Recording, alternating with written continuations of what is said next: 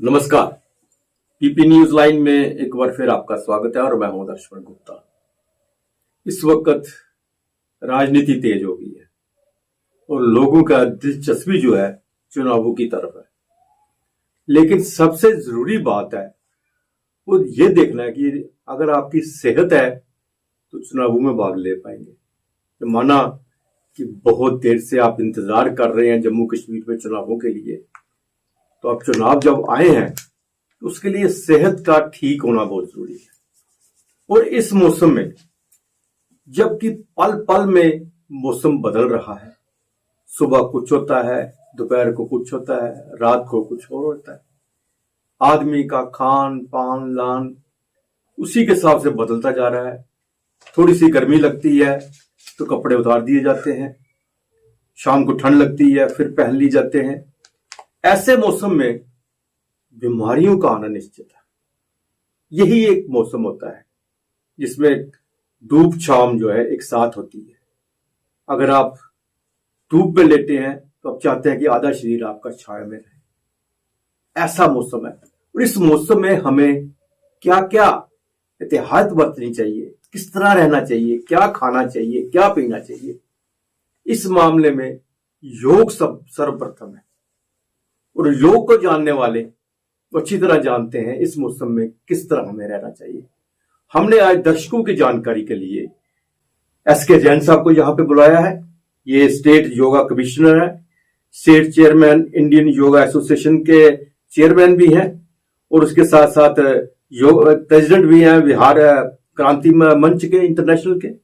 योग का बहुत एक्सपीरियंस है, यकीन कीजिएगा हमने भी इन्हीं से सीखा था। जो थोड़ा बहुत आता है, जो कुछ बोल रहे हैं ना योग के बारे में, इन्हीं से सीखा हुआ है। जैन साहब आपका बहुत बहुत स्वागत है।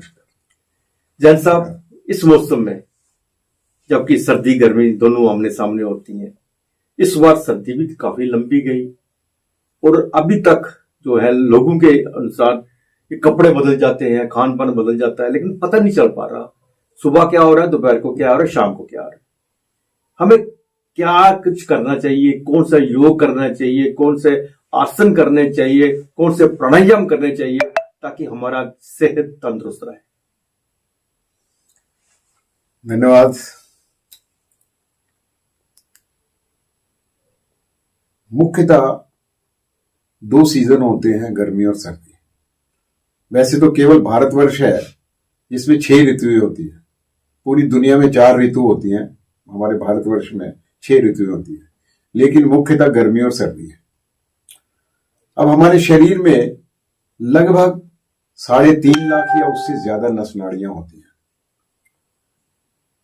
और सेल्स कितने होते हैं, अगर उन सेल्स को जोड़ दिया जाए तो पृथ्वी को 2 बार बांध सकते हैं। वो इतने सेल्स होते हैं, अनगिनत सेल।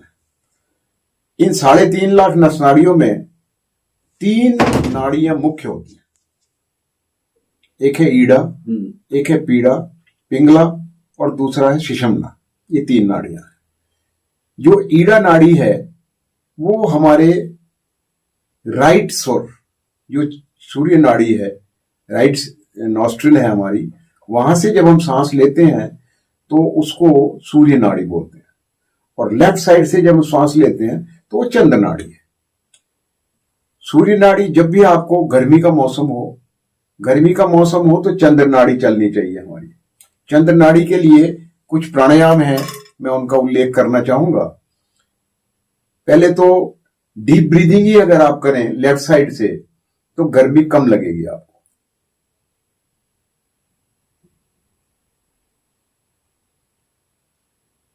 श्वास लेना और छोड़ना, अनुलोम विलोम जैसे कहते हैं। नहीं, अनुलोम विलोम अलग चीज है जी। ये केवल चंद्रभेदी प्राणायाम है जी। लेफ्ट से श्वास लेना और लेफ्ट से ही छोड़ना। लेकिन आदर्श जी, आप यकीन मानेंगे कि हम जन्म से लेकर मृत्यु तक श्वास लेते हैं, लेकिन यौगिक श्वास लेना कितने लोगों को आता है? बहुत कम को आता है। जो लोग योग करते हैं उनको तो पता है, लेकिन सामान्य व्यक्ति को पता नहीं है। नॉर्मली जब हम श्वास लेते हैं तो हमारा पेट अंदर की ओर दबता है, श्वास छोड़ते हैं तो बाहर की ओर आता है। This is called child breathing also. जब बच्चा है वो इसी प्रकार श्वास लेता है, राइट श्वास लेता है। कैसे? जब श्वास लेता है तो पेट फूलता है, श्वास छोड़ता है तो पेट अंदर जाता है। लेकिन जब हम व्यस्क हो जाते हैं, जवान हो जाते हैं, 18-20 साल के हो जाते हैं, तो ये प्रक्रिया उल्टी हो जाती है। हम श्वास लेते हैं तो पेट अंदर दबता है और श्वास छोड़ते हैं तो पेट बाहर आता है। उससे हमारे समस्त अंगों पर उस प्राण शक्ति का, वाइटल एनर्जी का प्रभाव नहीं आता पूरी तरह। तो हमने करना क्या है, जब श्वास लेना है, इट शुड एक्सपैंड। ये देखिए आप, जैसे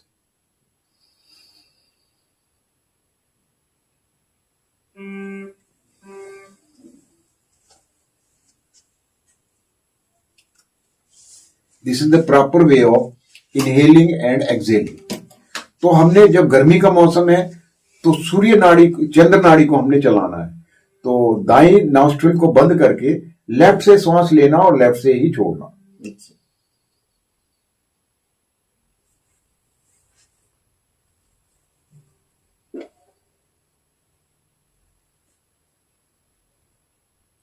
इसको 10 बार, 20 बार, 30 बार, कितनी भी बार कर सकते हैं। प्रारंभ करिए 5 आवृत्तियों से, धीरे धीरे इसको बढ़ाइए। ये एक प्राणायाम है जो गर्मियों में किया जाता है। दूसरा प्राणायाम है चंद्रभेदी प्राणायाम। ये था चंद्रानुलोम प्राणायाम। चंद्रभेदी प्राणायाम क्या है, लेफ्ट से श्वास लेना, राइट से छोड़ना।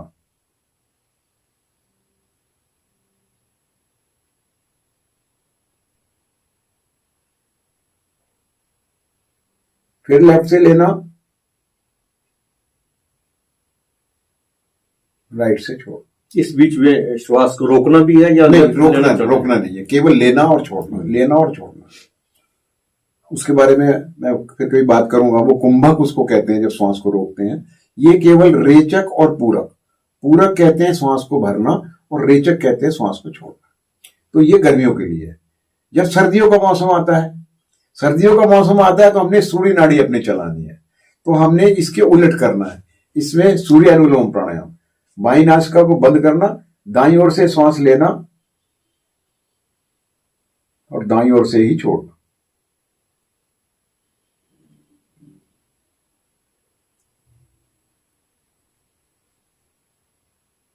जैसा मैं इसमें ये एक चीज और जानना चाहूंगा आपको। कहते हैं कि जिन्हें ब्लड प्रेशर होता है वो ये क्रिया नहीं उनको करनी चाहिए। जी जी, क्या ये सही बात है? आपने ठीक फरमाया कि जिनको ब्लड प्रेशर हाई है उनको ज्यादा सूर्य नाड़ी नहीं चलानी। जिनको ब्लड प्रेशर लो है उनको चंद्र नाड़ी ज्यादा नहीं चलानी। सामान्य कर सकते हैं, 10, 20, 50 बार करने से कुछ नहीं होगा। अब कोई आधे घंटे तक करता रहे तो उसको फिर। लेकिन एक बात आपने कही है कि सर्दी के लिए और गर्मी के लिए, जी जी, इस मौसम में, जबकि सर्दी भी है गर्मी भी है, इस मौसम में हमें कौन से? अभी मैं आ रहा हूं उसी पे। तो जब सर्दी के मैं बात कर रहा था, सर्दी में सूर्यानुलोम, दाएं से श्वास लेना, दाएं से छोड़ना, और सूर्य भेदी प्राणायाम। वो क्या है, दाएं से लेना और बाएं से छोड़ना। ये सूर्य भेदी है। ये मतलब सर्दियों के लिए प्राणायाम है सूर्य। अब आपने कहा कि जो आजकल का मौसम है जी, ना गर्मी है ना सर्दी है, घड़ी में गर्मी हो जाती है, घड़ी में सर्दी हो जाती है। सुबह सूट लगा के निकलो तो दिन में गर्मी लगती है और शाम के ऊपर ठंड लगने लगती है। तो ये बहुत सुंदर आपने कहा। इसके लिए प्राणायाम है अनुलोम विलोम प्राणायाम। उसमें सूर्य नाड़ी और चंद्र नाड़ी हमारी समन्वय आता है, इक्विनिमिटी आती है उसमें। वो कैसे करना है, इसमें 2 स्कूल ऑफ थॉट्स हैं, अलग अलग थॉट हैं। कुछ लोग कहते हैं इसको बाईं ओर से प्रारंभ करना चाहिए, सूर्य अनुलोम विलोम प्राणायाम को। लेकिन कुछ लोग ये कहते हैं कि आपने चेक करना है कौन सा सुर चल रहा है आपका। ये इस वक्त मेरा दायां सुर चल रहा है। तो कुछ लोग ये कहते हैं कि जो योग के मर्मज्ञ हैं कि जो सुर चल रहा है उस तरफ से आपने इसको प्रारंभ करना। तो अभी मेरा दायां चल रहा है तो दाईं ओर से श्वास भरना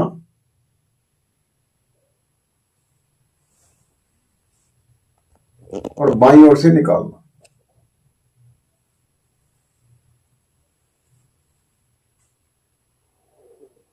फिर बाईं ओर से भरना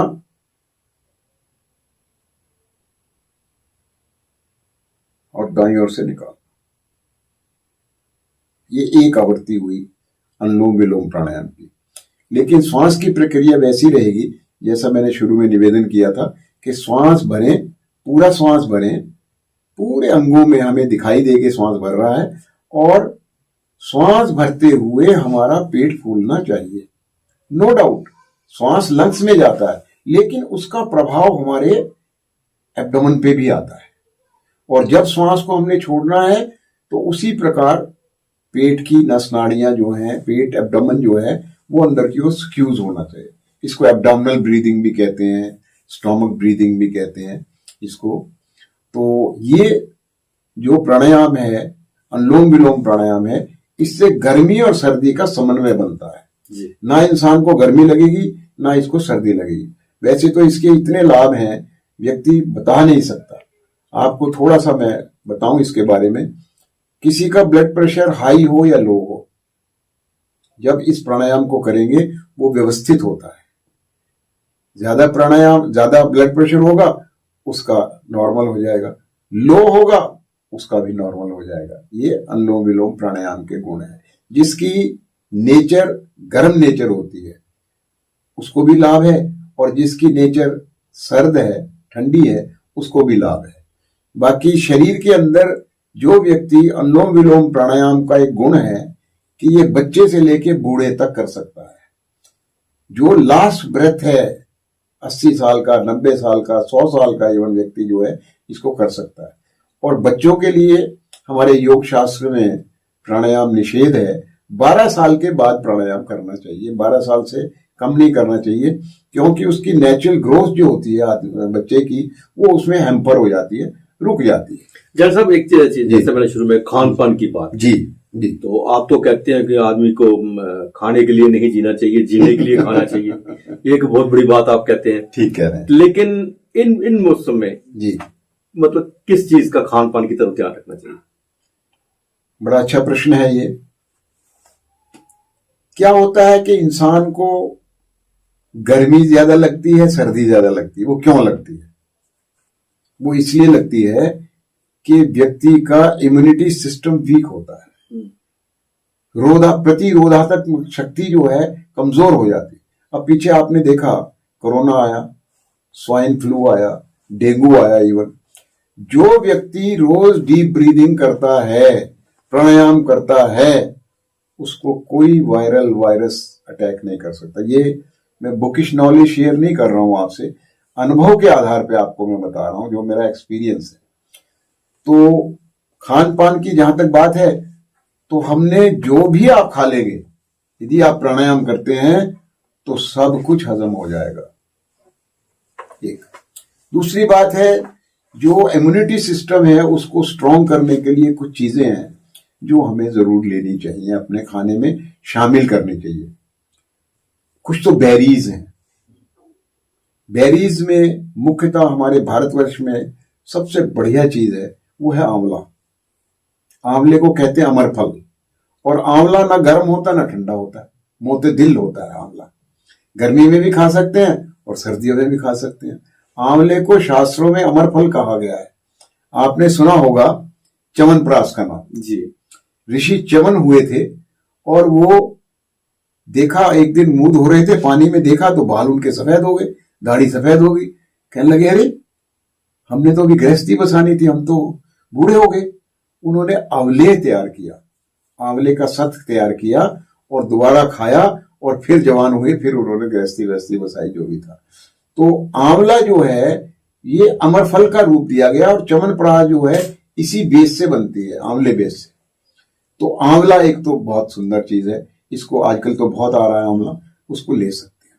अगर कच्चा खा सके तो बड़ा सुंदर है, उसको सलाद में डाल के खा सकते हैं, उसकी चटनी बना के खा सकते हैं, किसी भी तरह आंवले को ले सकते हैं। और आंवले में एक और गुण है, इसको आप सुखा के लीजिए, इसको गीला करके लीजिए, इसका मुरब्बा लीजिए, इसका अचार लीजिए, इसके गुण नष्ट नहीं होते। एक ये और एक तुलसी माता जी, ये दोनों ऐसे प्रभु की देन है जिनके तत्व नष्ट नहीं होते। एक तो आंवला लेना चाहिए, उससे हमारे ये बदलते मौसम ठीक रहता है। दूसरा अदरक लेनी चाहिए। अदरक जो है हमारे रिवाज है भारतीय खानों में, अदरक खाने में खूब तड़का वड़का लगा के खाते हैं। लेकिन अगर उस अदरक को इतना 1-1.5 इंच का पीस लेके छील के छोटे छोटे पीस कर लें और मुंह में रखें, सैर कर रहे हैं उसको चूसते रहिए, चबा के खा जाइए। शुरू शुरू में आपको टेस्ट थोड़ा डेवलप करना पड़ेगा, अच्छा नहीं लगेगा, लेकिन जब हो जाएगा तो बढ़िया हो जाएगा। एक तो ये। दूसरी बात, हल्दी। आजकल कच्ची हल्दी आ रही है, बहुत बढ़िया, बहुत सुंदर है कच्ची हल्दी। उसका भी 1-1.5 इंच का पीस लेके छील के उसको छोटे छोटे पीस करके मुंह में रखिए और चूसते रहिए, चबा के खा जाइए। उसमें क्यूक्रुमिन नाम की एक चीज होती है जो कि एंटी इन्फ्लेमेटरी है, एंटी इन्फेक्शन है, एंटी कैंसरस है। इवन हल्दी में ये गुण है। और जो मैंने पहले इससे अदरक की बात की थी, जो व्यक्ति 10 से 20 ग्राम अदरक रोज खाएगा, जिंदगी में कभी उसको ब्लॉकेड नहीं आ सकती, कोई हार्ट की ट्रबल नहीं आ सकती उसको। एक तो मैंने ये बताया और एक हल्दी बताया। उसके बाद में एक चीज है दालचीनी जी। हमारा रसोई जो है स्वयं में एक हॉस्पिटल है। जो हमारे बुजुर्ग थे, जो उन्होंने हमें चीजें बताई है, उससे हर बीमारी ठीक होती है। तो दालचीनी का पाउडर बना लीजिए आप। और दालचीनी भी 2 प्रकार की होती है, एक तो फ्लैट फ्लैक्स होते हैं और एक गोल होती है। जो गोल दालचीनी है वो ज्यादा लाभकारी होती है। उसका पाउडर बना लिया, उसको आप सब्जी में डाल सकते हैं, उसको आप फुलके में भर के खा सकते हैं, उसको आप सलाद पे स्प्रिंकल करके खा सकते हैं। तो ये दालचीनी बड़ी लाभकारी। और कुछ भी नहीं, आजकल लोग रवाज है बटर टोस्ट खाने का। जो ब्रेड ली और वो उस पे आप स्प्रिंकल कर सकते हैं इसका दालचीनी का काढ़ा बना के ले सकते हैं। जी जी। पानी रख दिया, 1 कप पानी रख दिया, उसमें आधा चम्मच या उससे भी कम दालचीनी डाल दी और जब वो उबल के आधा रह जाए उसको छान के ले लीजिए। चल सर, मैं एक दो जल्दी से आपसे करूंगा सवाल, क्योंकि ये एक ही बार हम सब कुछ बता नहीं सकते। हाँ जी, उसके लिए हमें आपको बार बार बुलाना पड़ेगा यहाँ पे। सबसे बड़ी बात है कि मानसिक तनाव बहुत ज्यादा है। आम आदमी परेशान है, मानसिक तनाव है, चाहे समय उसको मिलता है या नहीं मिलता। जिसको मिलता है वो भी तनाव में है, जिसे नहीं मिलता वो भी तनाव में, जिसके पास पैसा है वो भी तनाव में, जिसके पास पैसा नहीं है वो भी तनाव में है। इस मानसिक तनाव को कम करने के लिए क्या करना चाहिए? बहुत अच्छा प्रश्न है। आजकल सारा काम ही दिमाग से लेते हैं हम, शरीर से तो काम लेते ही बहुत कम है। आजकल सेडेंटरी लाइफ हो गई है। जोड़ों के दर्द क्यों हो रहे हैं, घुटनों के दर्द क्यों हो रहे हैं? बिकॉज उसको मूवमेंट देते ही नहीं हम शरीर को। और कुर्सियों ने तो ऐसी की तैसी कर दी, जमीन पे बैठे नहीं जाता। अब हम सुबह उठ के कहते हैं भाई उखड़ू बैठिए आप, इंडियन टॉयलेट की सीट पे जैसे बैठते हैं, बैठते नहीं जाता। 60% लोग बैठ ही नहीं सकते आज। तो आपने बहुत अच्छा प्रश्न किया।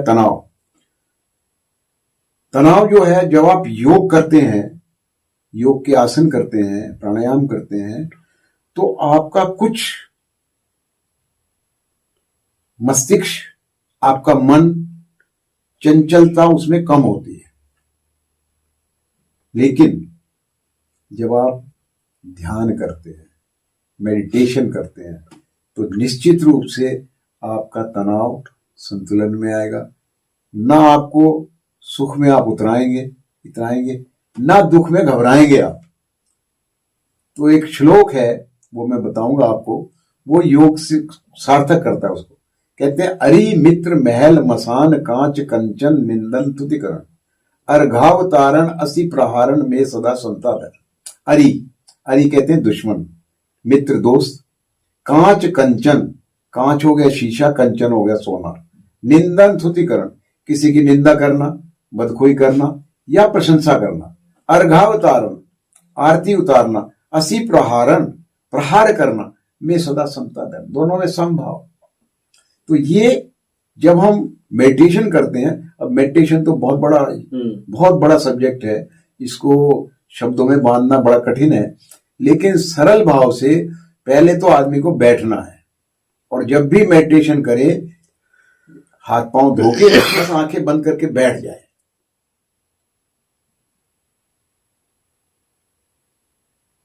आंखें बंद करके जब बैठेगा, उसमें डिफरेंट थॉट्स विल कम, विचार आएंगे जाएंगे। हमने विचारों में लिप्त नहीं होना। We have not to embrace any of the thoughts. जो आ रहे हैं एक साक्षी भाव से देखते रहिए, विचार आ रहे हैं आने दीजिए, जा रहे हैं जाने दीजिए विचारों, कोई बात नहीं। जिस वक्त आप ध्यान में बैठेंगे, निश्चित रूप से धीरे धीरे धीरे धीरे अभ्यास करने से आपके विचारों की गति में कमी आ जाएगी। और विचारों की गति में कमी आएगी तो निश्चित रूप से आपकी stress, tension, anxiety, fear, phobia, डर, हताशा, निराशा, भय, आतंक, depression, migraine, high blood pressure, even insomnia, अनिद्रा की बीमारी, ये कोई नहीं हो सकती यदि हम धीरे धीरे इसका अभ्यास करें। इसमें कपाल भारती का कितना रोल रहता है? कपाल भाती आदर्श जी अलग से सब्जेक्ट है, बहुत बड़ा प्राणायाम है।